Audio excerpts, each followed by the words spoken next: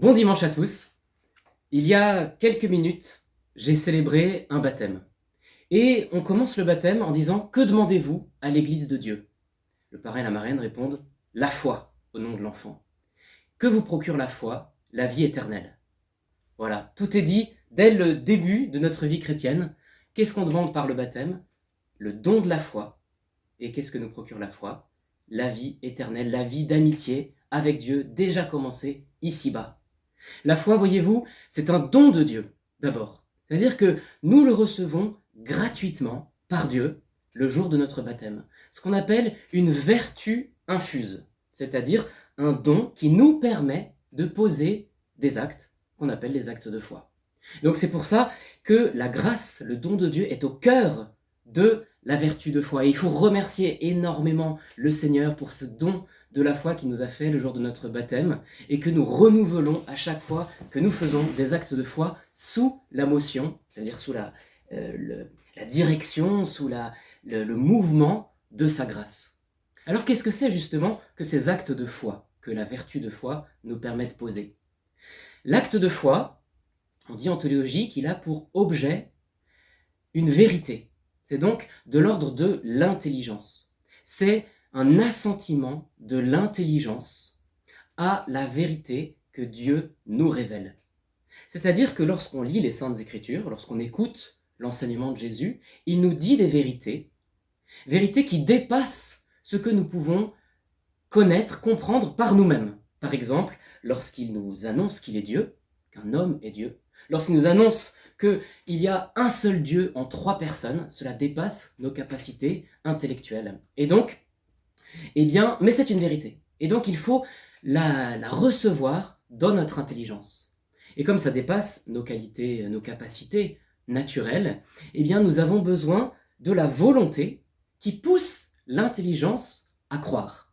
C'est-à-dire que la volonté nous entraîne à écouter l'enseignement de Jésus et donc à recevoir la vérité. Et notre culture aujourd'hui manque précisément de cette volonté qui lui permettrait de se mettre à l'écoute des enseignements de Jésus et donc de pouvoir croire. C'est vrai, il faut que nous ayons le désir d'écouter la voix du bon berger. Jésus dit que les brebis écoutent sa voix, même que nous reconnaissons sa voix. Il dit ça au chapitre 10 de l'évangile de Saint Jean. Nous reconnaissons sa voix et nous le suivons. Eh bien, c'est ça la foi. Donc notre volonté nous pousse à écouter le Seigneur et à assentir, c'est-à-dire à être d'accord avec la vérité qu'il nous dit et qui dépasse les forces de notre nature.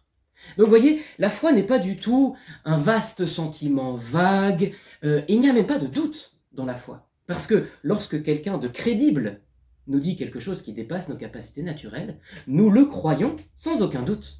Vous voyez, par exemple, lorsque vous avez un excellent ami, dont vous savez très bien qu'il ne parle pas pour rien dire, qui vous dit quelque chose d'incroyable, de peu crédible, il vous annonce par exemple, je sais pas, qu'il a été reçu dans une très grande école. Voilà, vous vous dites, pourtant je l'ai pas vu beaucoup travailler.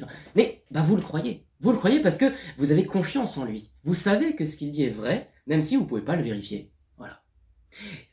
Donc la foi n'est pas du tout quelque chose de vague, ne laisse pas place au doute, mais pour autant, nous n'avons pas l'évidence de la foi. Cela dépasse les capacités naturelles, donc nous n'avons pas l'évidence que nous aurons le jour où nous verrons Dieu face à face au ciel.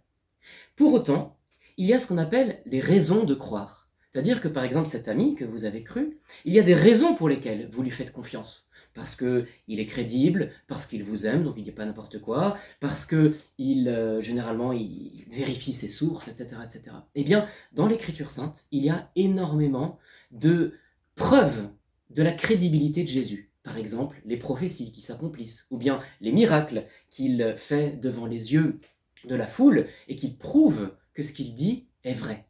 Et même plus que ça, je crois, plus profondément, lorsqu'on écoute la parole de Dieu, lorsque vraiment on se met à l'école des enseignements de Jésus, on découvre une sagesse et une profondeur dans ce qu'il dit qui nous fait croire à la vérité de ce qu'il nous enseigne. Alors Que ce carême soit un carême de foi.